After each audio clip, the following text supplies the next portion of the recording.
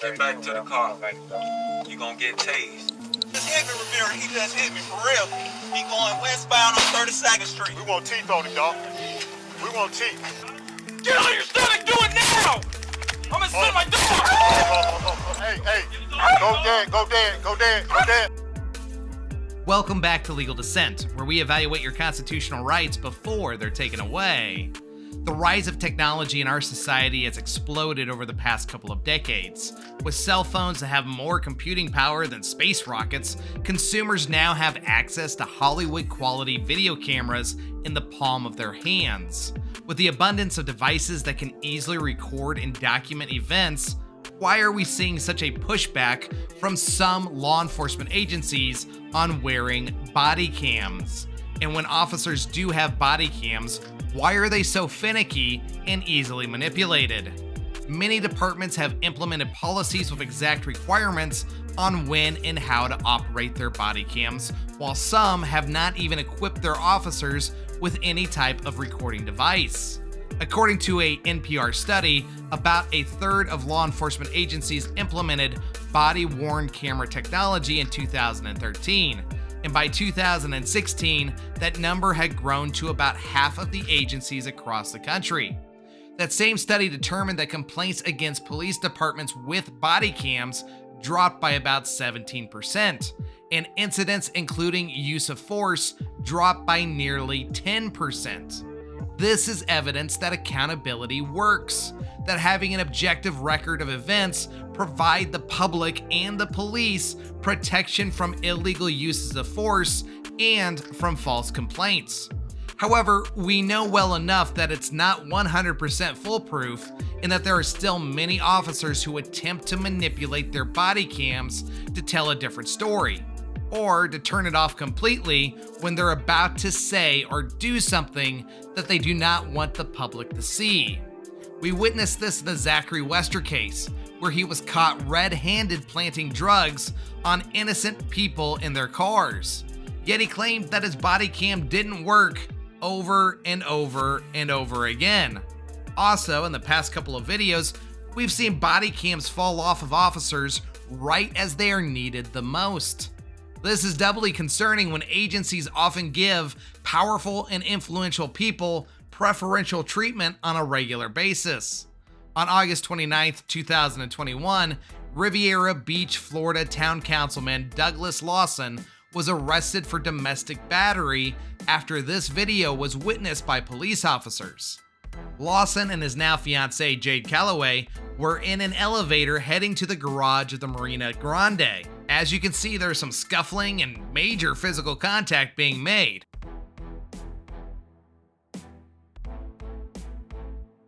Once they make their way to the garage, Calloway enters her SUV and attempts to drive off. She is stopped and forcibly removed by Lawson.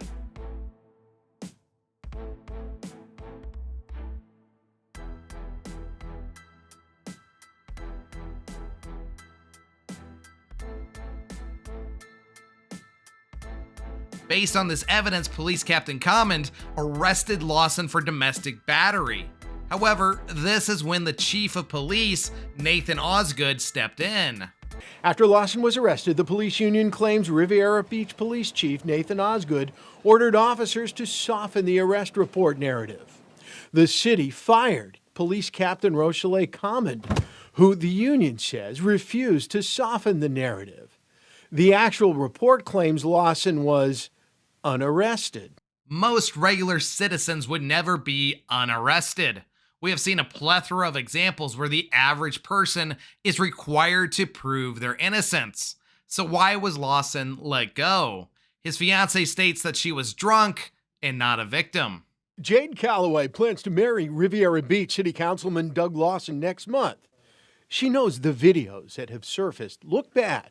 Here she's being pulled out of an SUV by Lawson, and here she appears to be in a shoving match with him on an elevator. Her explanation? She had too much to drink and wanted to get behind the wheel. I was trying to leave. He stopped me from leaving and really helped me not hurt myself and anybody else. Innocent until proven guilty is a fantastic value to hold. And my issue is not with the councilman himself, because if what his fiance says is true, then in my opinion, he did the right thing by stopping her from driving and putting others at risk while she was intoxicated. My issue is with the chief of police, who tried to exert his influence by unarresting the councilman and ordering a subordinate to soften the police report. Then, when the officer refused to follow that order, he was fired. Instead of softening the police report, why not, I don't know, do your job, interview all of the people involved, and get the real facts before you arrest and charge individuals? And maybe apply that policy across the board to everyone and not just town council people. Captain Common was reinstated due to a state investigation, finding that he had probable cause to make the arrest due to the videos. Videos are valuable pieces of evidence, but as we just saw, they don't always tell the whole story, especially when officers have the ability to turn them off at will. Watch this story about the same police department in the same city. Police Sergeant Brian Jackson's dash cam shows a car running a stop sign at the traffic stop. Jackson orders the driver, later identified as Anthony Goldwire. Get back to the car. You gonna get tased. The driver follows orders, but then drives off, striking Jackson's squad car. And that started a search for Goldwire. Just hit me, Riviera. He just hit me for real. He going westbound on 32nd Street. Police find the abandoned Lincoln Which sedan. way? That way. He didn't cross. Officers blocked off roads and dispatched the canine All unit. right, he's still in the middle. Captain Edgar Foster was the supervisor on scene with instructions for canine officers. We want teeth on him, dog. We want teeth. Moments later, the dogs catch Goldwire's scent. He just hopped the fence. Just hopped the fence. Officers surround Goldwire and prepare to arrest him. Get on your stomach, do it now! I'm gonna send my dog! Captain Foster issues a command. Hey, go dead, go dead, go dead, go dead. 3 officers with body cameras shut them off after the command to go dead. Go dead. Why would Captain Foster order his officers to go dead? What is he trying to hide? Why does he not want the public to see what he is about to do? Maybe it's because what they were about to do would leave the suspect unrecognizable to his own grandmother. Oh my God, his face didn't look like him. It was so messed up and beat up. All I just know his face was messed up. Fortunately, Captain Foster and Sergeant Jackson were both fired by the police department for violating the body cam policy. However, the issue remains that many in law enforcement don't see this as an issue. Maybe it's a policy violation, but it doesn't warrant termination for these body-worn cameras. These are brand new to policing. Palm Beach Police Union President John Kasanjian calls the firings unfair. He says the order to go dead referred to the canine units, not the body cameras. His explanation of the go dead was because the canines were there, the individual was already in handcuffs. All right, cease and desist with the canine, go dead. Nothing to do with the cameras. Nothing to do with the cameras. Then why did the other officers turn off their cameras? That one I don't know. Camera technology is not brand new. The science behind body cams is not groundbreaking. The expectation of not being pummeled by police officers while handcuffed on the ground is not unreasonable. Did the officers have reason to chase him? Yes, they did. Did they have the justification to use some amount of force?